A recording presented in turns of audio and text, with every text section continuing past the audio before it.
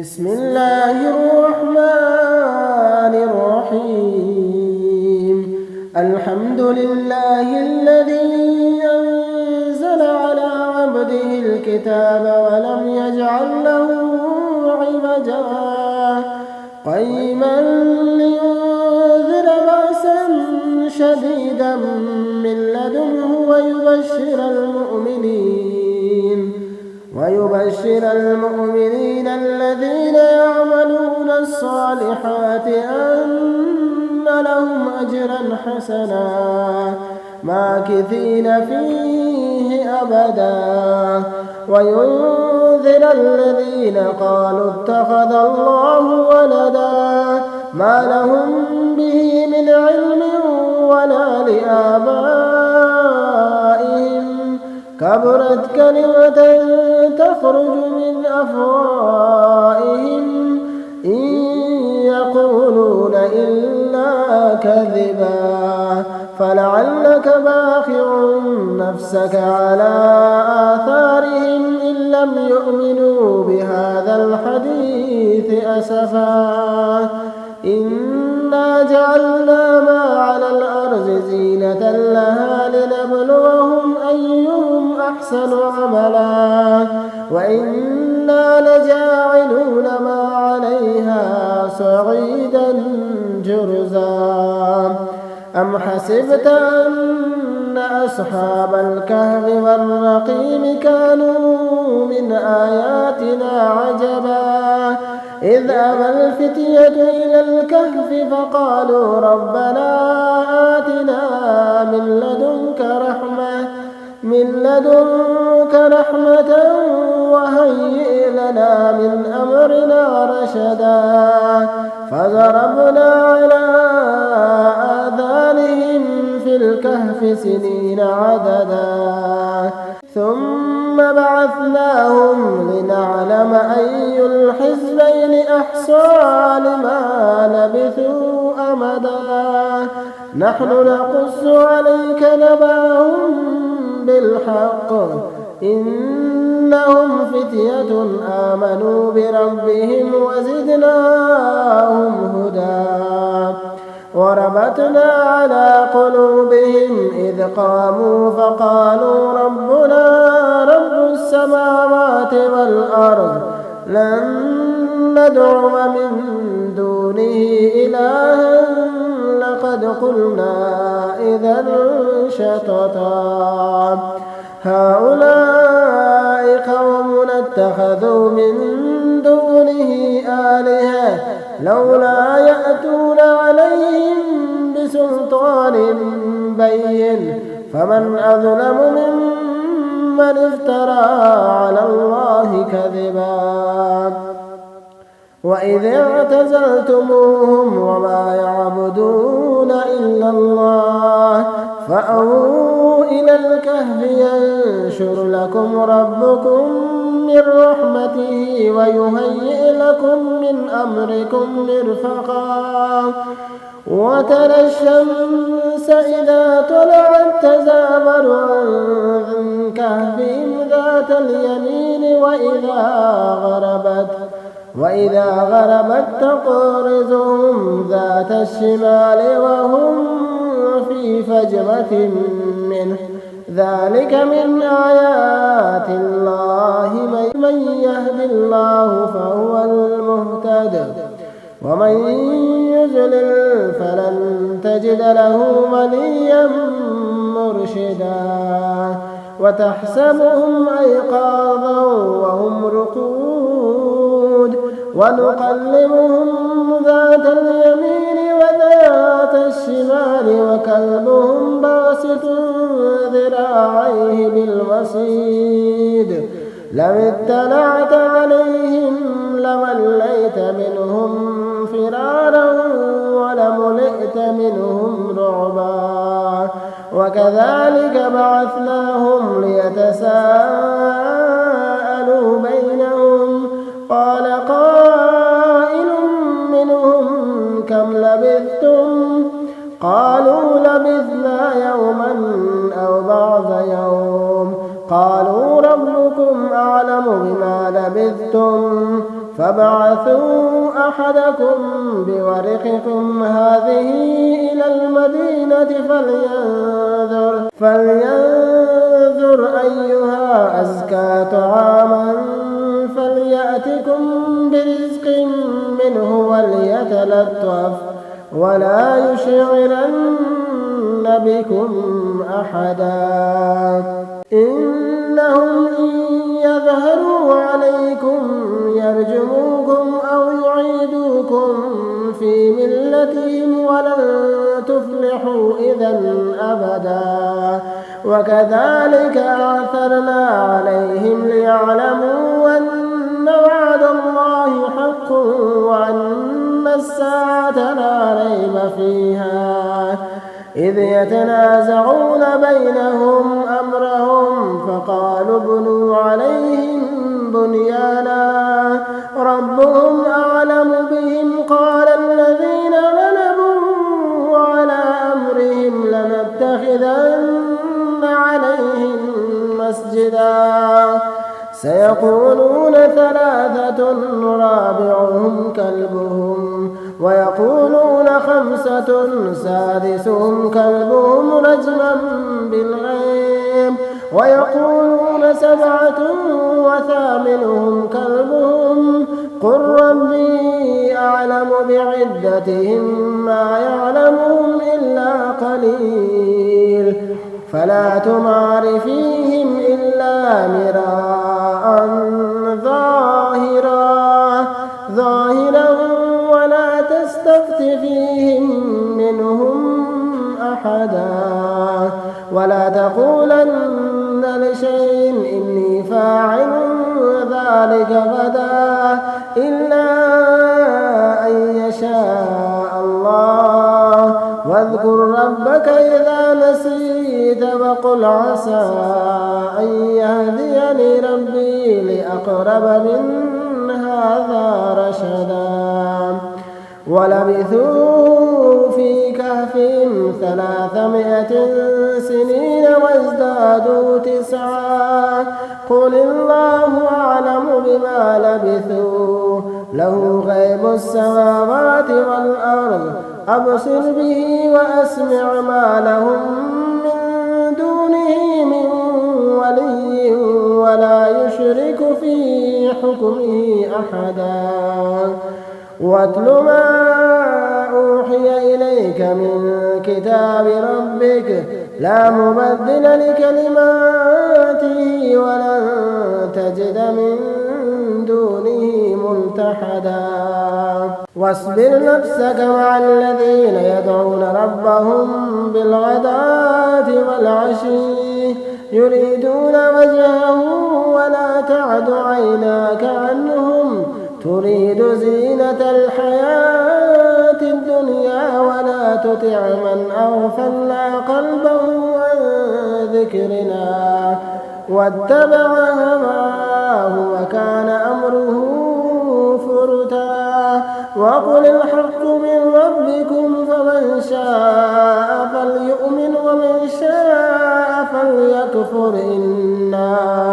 إنا أعتدنا للظالمين نارا أحاط بهم سرادقها وإن يستغيثوا يغاثوا بماء كالمهل يشوي الوجوه بئس الشراب وساءت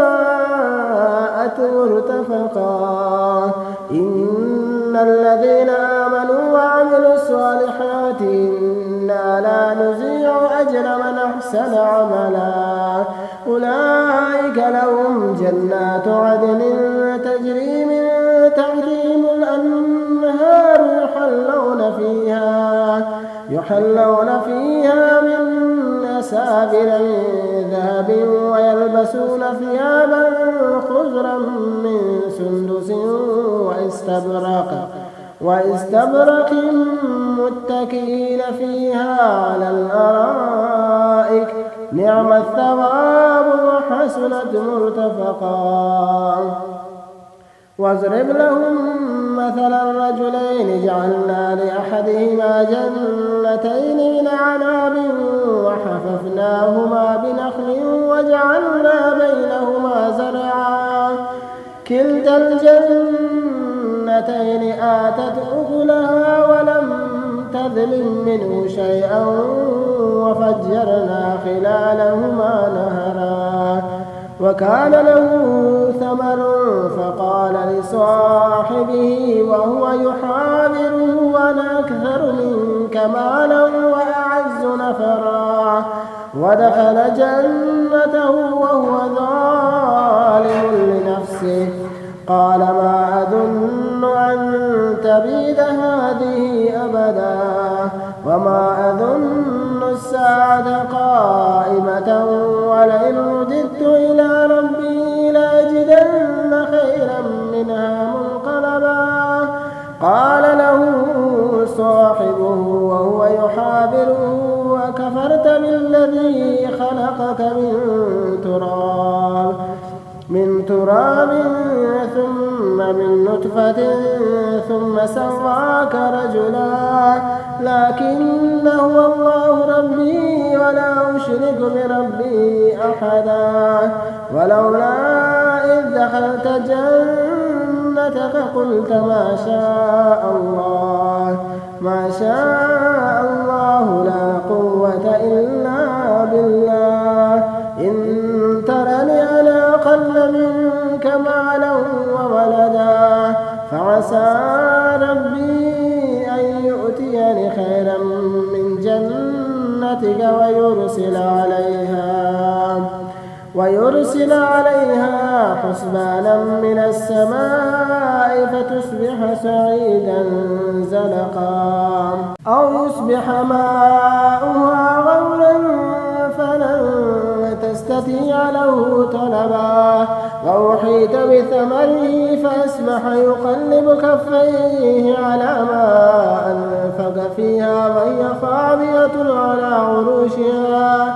ويقول يا ليتني لم أشرك بربي أحدا ولم تكن له فئة ينصرونه من دون الله وما كان منتصرا هنالك الولاية لله الحق هو خير ثوابا وخير عقبا واضرب لهم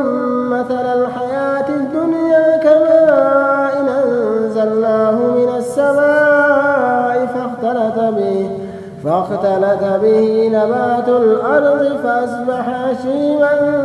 تذروه الرياح وكان الله على كل شيء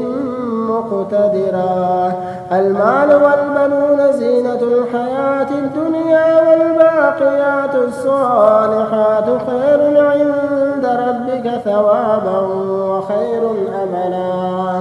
ويوم نسير الجبال وترى الأرض بارزة وحشرناهم فلم نغادر منهم أحدا وعرضوا على ربك صفا لقد جئتمونا كما خلقناكم أول مرة بل زعمتم أن لن نجعل لكم موعدا ووزع الكتاب فترى المجرمين مشفقين مما فيه ويقولون يا ويلتنا ما لهذا الكتاب لا يغادر صغيرة ولا كبيرة إلا أحصاها ووجدوا ما عملوا حاضرا ولا يظلم ربك أحدا وإذ قلنا للملائكة اسجدوا لآدم فسجدوا إلا إبليس كان من الجن ففسق عن أمر ربه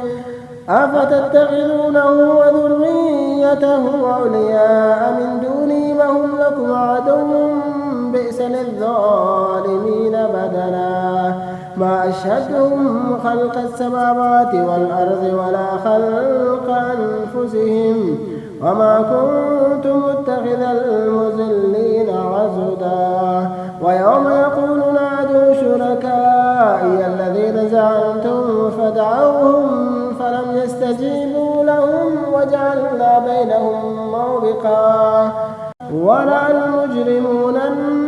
النار فظنوا أنهم مواقعوها ولم يجدوا عنها مصرفا ولقد صرفنا في هذا القرآن للناس من كل مثل وكان الإنسان أكثر شيء جدلا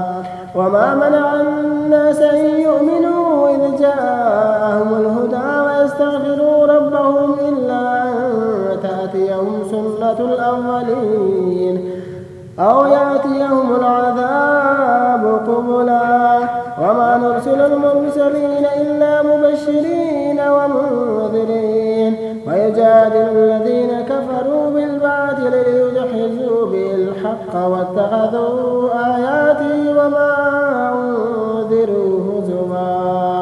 ومن أظلم ممن ذكر بآيات ربه فأعرض عنها ونسي ما قدمت يداه إنا جعلنا على قلوبهم أكنة أن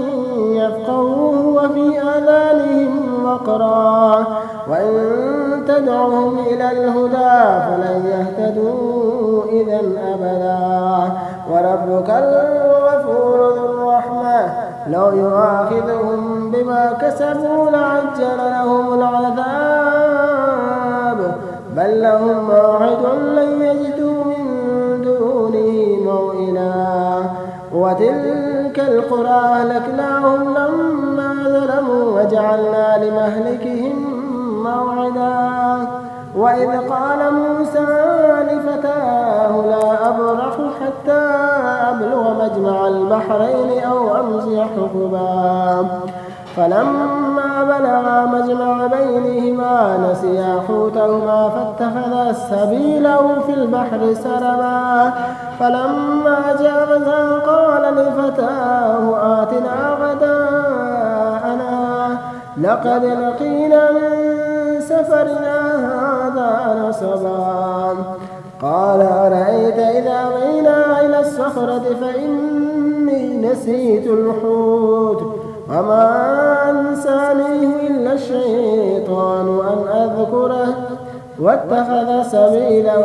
في البحر عجبا قال ذلك ما كنا نبغي فارتد على آثارهما قصصا فوجدا عبدا من عبادنا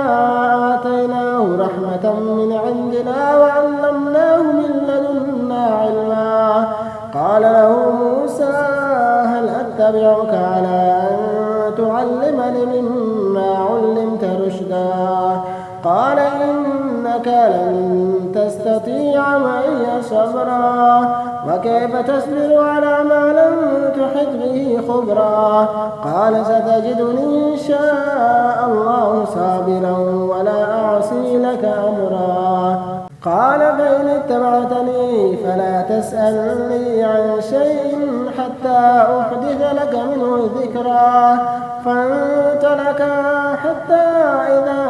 ركبا في السفينة خرقها قال خلقتها لتغرق أهلها لقد جئت شيئا إمرا قال ألم أقل إنك لن تستطيع معي صبرا قال لا تؤاخذني بما نسيت ولا ترهقني من أمري عسرا فانطلقا حتى إذا لقيا غلاما فقتله قال قتلت نفسا زكية بغير نفس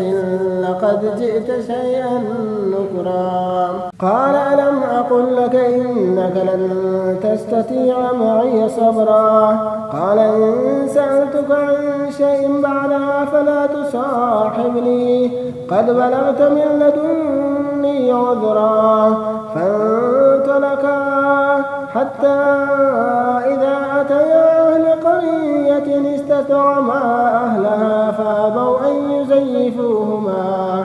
فوجدا فيها جدارا يريد أن ينقض فأقامه قال لو شئت لاتخذت عليه أجرا قال هذا فراق بيني وبينك سأنبئك بتأويل ما لم تستطع عليه صبرا أما السفينة فكانت لمساكين يعملون في البحر فأردت أن أعيبها وكان وراءهم ملك يأخذ كل سفينة غصبا. وأما الغلام فكان أبواه مؤمنين فخشينا أن يرهقهما طغيانا وكفرا فأردنا أن يبدلهما ربهما خيرا منه زكاة وأقرب رحما. وأما الجدار فكان لغلامين يتيمين في المدينة وكان تحته كنز لهما وكان أبوهما صالحا فأراد ربك أن يبلغا أشدهما ويستخرجا كنزهما رحمة من ربك وما فعلته عن أمري ذلك تأويل ما لم تستطع عليه صبرا. ويسألونك عن ذي القرنين قل سأتلو عليكم منه ذكرا إنا مكنا له في الأرض وآتيناه من كل شيء سببا فأتبع سببا حتى إذا بلغ مغرب الشمس وجدها تغرب في عين حمئة ووجد عندها قوما قلنا يا ذا القرنين إما أن تعذب وإما أن تتخذ فيهم حسنا قال أما من ظلم فسوف نعذبه ثم يرد إلى ربه فيعذبه عذابا نكرا أما من آمن وعمل صالحا فله جزاء الحسنى وسنقول له من أمرنا يسرا ثم أتبع سببا حتى إذا بلغ مطلع الشمس وجدها تطلع على قوم لم نجعل لهم من دونها سترا كذلك وقد أحطنا بما لديه خبرا ثم أتبع سببا حتى إذا بلغ السدين وجد من دونهما قوما لا يكادون يفقهون قولا قالوا يا ذا القرنين إن ياجوج وماجوج مفسدون في الأرض فهل نجعل لك خرجا على أن تجعل بيننا وبينهم سدا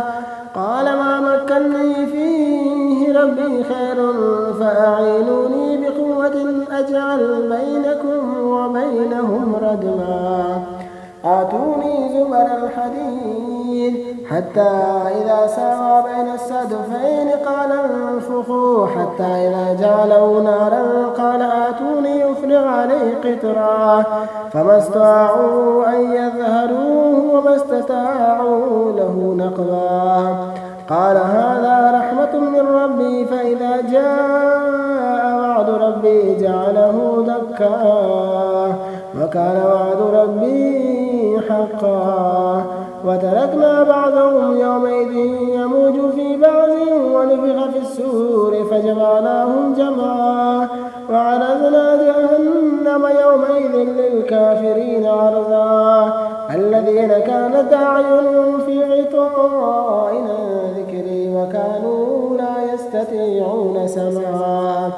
أفحسب الذين كفروا أن يتخذوا عبادي من دوني أولياء إنا أعتدنا جهنم للكافرين نزلا قل هل ننبئكم بالأخسرين أعمالا الذين ضل سعيهم في الحياة الدنيا وهم يحسبون أنهم يحسنون صنعا أولئك الذين كفروا بآيات ربهم ولقائه فحبطت أعمالهم فلا نقيم لهم يوم القيامة وزنا ذلك جزاؤهم جهنم بما كفروا واتخذوا آياتي ورسلي هزوا